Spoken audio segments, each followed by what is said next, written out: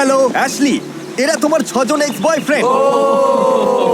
আর যে শেষ পর্যন্ত অ্যাশলিকে খুশি করে টিকে থাকতে পারবে সে জিতে নেবে $2.5 লাখ। ওদের উদ্দেশ্যে তোমার কিছু বলার আছে নাকি? আমি ভাষা খুঁজে পাচ্ছি না।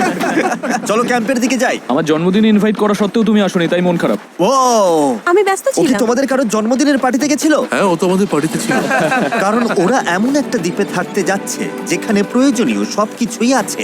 আমরা সারা জীবনটা এখানে কাটিয়ে দিতে পারবো। কিন্তু এই চ্যালেঞ্জটা টিকে থাকার লড়াই নয়, এটা হলো ওর মন জয় করে শেষ পর্যন্ত টিকে থাকার লড়াই।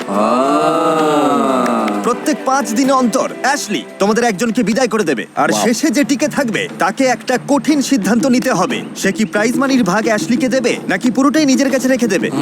এইটুকুই, মজা করো সবাই।